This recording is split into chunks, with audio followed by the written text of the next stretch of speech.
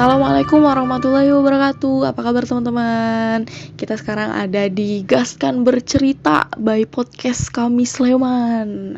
Asik nih, kami daerah Sleman, Kamda Sleman udah punya podcast sendiri. Selamat. Sesuai judulnya, Gaskan Bercerita. Jadi kali ini aku akan membagikan ceritaku, pikiran dan emosiku ke teman-teman sekalian para pendengar. Sebelum kita mulai bercerita, aku mau mengucapkan bela sungkawa yang sebesar-besarnya, turut berduka cita untuk para korban dan keluarga korban dari kerusuhan Stadion Kanjuruhan Ahad kemarin. Ini merupakan peristiwa yang sama-sama kita tidak ingin terjadi dan sama-sama menyayat hati. Aku turut menyayangkan, menyedihkan, dan berduka cita atas peristiwa ini. Kita semua sedang berduka cita ya, satu Indonesia sedang berduka cita. Jadi semoga setelah adanya kejadian ini kita bisa lebih dewasa lagi dalam menyikapi sesuatu, kita bisa lebih bersatu lagi. Mungkin ini juga hal yang tidak diinginkan, tapi bisa menjadi fenomena yang mengeratkan kita nanti, mengeratkan Indonesia lagi. Karena seperti yang kita tahu ya, Indonesia sekarang mulai renggang nih gitu ya, mulai tidak terasa lagi kesatuannya. Jadi aku turut berduka cita. Anyway teman-teman, aku sekarang lagi di kamarku. Ada background mobil, motor ya kan, karena emang rumahnya di pinggir jalan. Gak apa-apa, kita nikmatin aja ya. Aku lagi duduk di depan meja satu-satunya yang ada di kamarku, dan di sebelahku ini ada buku yang sampai sekarang ya, ini udah 3 kali aku baca buku ini. Judulnya Hakikat Tuhan dari Cicero ya, gimana bacanya nih ya, tapi tulisannya Cicero, Cicero. Ini buku terbitan dari Basa Basi.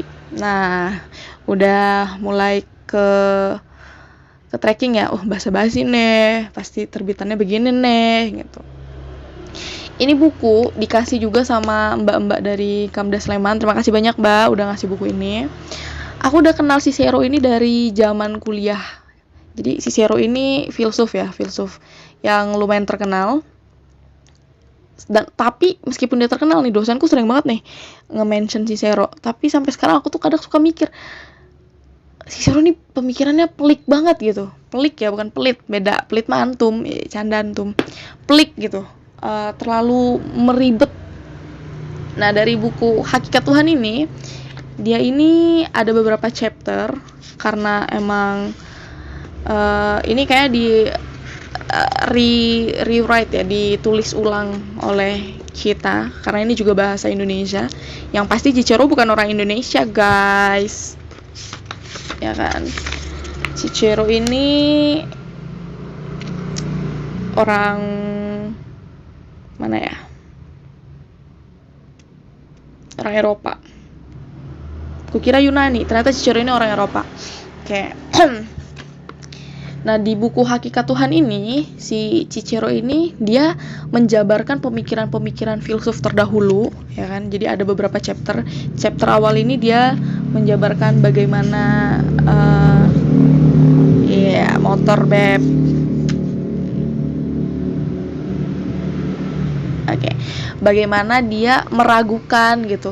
Sebenarnya benar enggak sih ada Tuhan, karena kok dia ngelihat, si Cicero ini ngelihat orang yang berdoa gitu ya, berdoa kayak Tuhan selamatkan aku, selamatkan teman-temanku, itu nggak dibantu gitu, nggak diselamatkan. Tapi orang-orang yang tidak berdoa itu kok terkesan hidupnya nyaman gitu. Nah, berpikirlah si Cicero ini, jadi sebenarnya hakikat Tuhan ini seperti apa, dicari taulah, dijabarkan dari guru-gurunya, dari filsuf-filsuf terdahulu. Bahkan sempat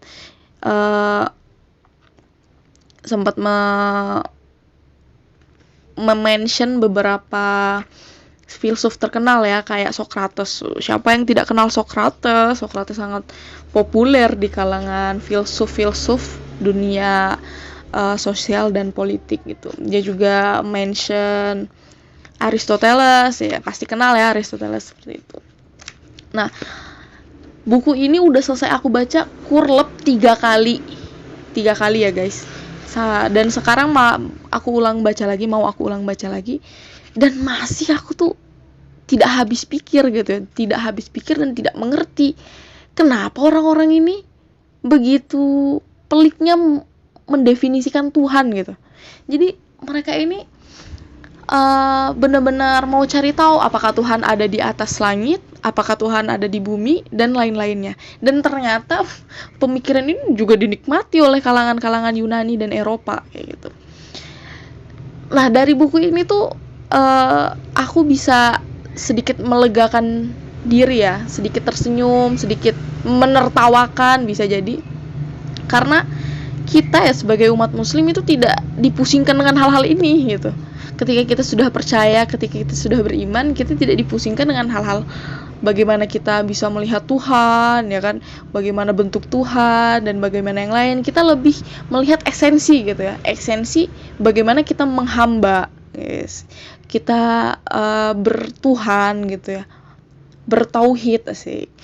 Kita bisa menjalankan kehidupan sehari-hari dengan petunjuk gitu ya, yang sebenarnya tuh sudah jelas banget gitu.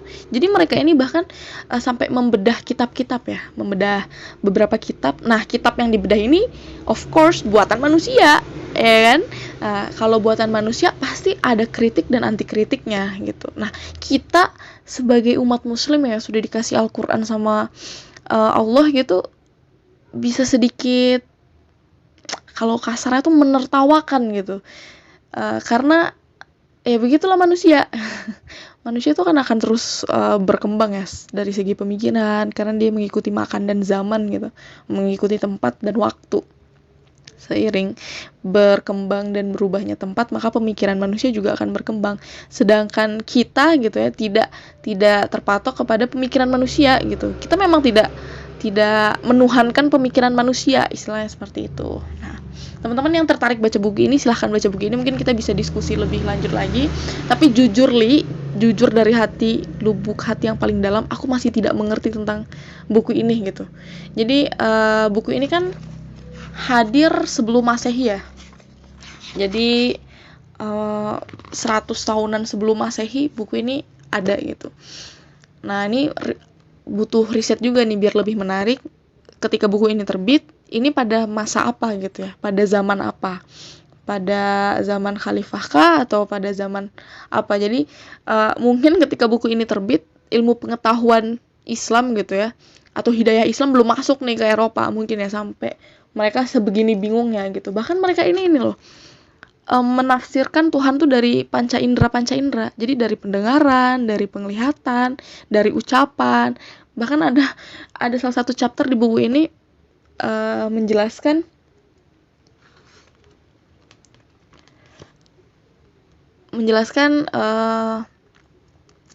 mungkin apa ya, Tuhan itu berada di mulut gitu kan, karena sesuatu bisa terjadi karena ucapan kayak gitu. Kan lucu banget ya gitu. Kita di agama kita, Masya Allah gitu ya, yang Islam rahmatan lil alamin ini gitu, kita udah selesai dengan konsep itu. Nah, tapi teman-teman filsuf yang dulu, Marcus Tullius Cicero ini gitu, belum selesai dengan konsep itu. Nah, kayak gitu. Nah, jadi ini jadi diskusi panjang juga. Mungkin ini part satunya ya. Jadi aku mau mantik dulu teman-teman tentang hakikat Tuhan. Ada buku lagi yang lebih panjang, lebih tebal. Ini nggak tebal, cuman sekitar 240 halaman. Jadi paling seminggu kalian baca buku ini udah selesai.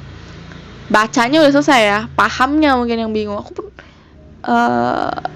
masih tidak mengerti dengan paragraf per paragraf, mungkin karena ini translate juga ya, jadi kita bingung.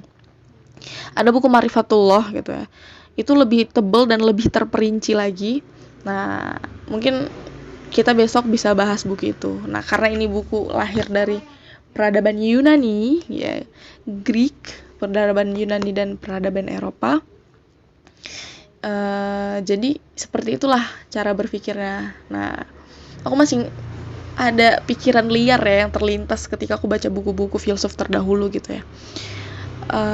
Kok bisa ya kita ini pusat, bukan.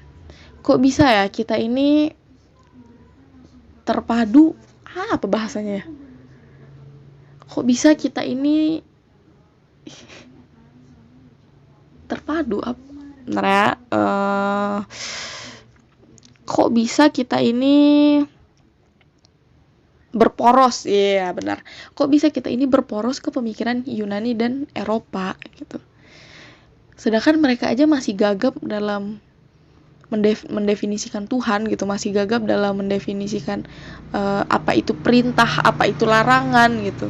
Sedangkan itu basic banget menurutku ya, yang fakir ilmu ini gitu. Mungkin kita bisa diskusi tentang itu, tentang bagaimana dunia ini mengiblatkan ilmu pengetahuan itu ke Eropa, ke Barat, ke Yunani. Sedangkan kita sebagai umat Muslim ya, kita sudah punya poros ilmu pengetahuan sendiri yang dalam sejarahnya juga ya, dulu kita berada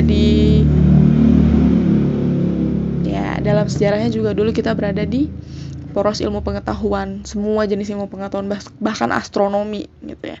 Astronomi yang kalau teman-teman tahu, Galileo Galilei dulu kan dia ditentang gereja karena dia meneliti tentang astronomi. Nah, di kita tuh udah selesai masalah itu gitu. Maksudnya agama dan ilmu pengetahuan di kita itu satu gitu ya. Bahkan apa yang kita ketahui gitu ya, itu hanya setitik kecil dari apa yang alam semesta ini ada gitu ya. Dan memang Al-Quran menyuruh kita untuk mencari tahu gitu kan, untuk kita berpikir. Kita udah selesai dengan itu. Nah, teman-teman di Eropa yang kita sekarang ini ya, di abad ini berporos pada dia itu masih belum selesai akan itu gitu, masih meragukan apakah sains dan religion ya bahasanya gitu ya, atau ilmu pengetahuan dan agama ini bisa bersatu.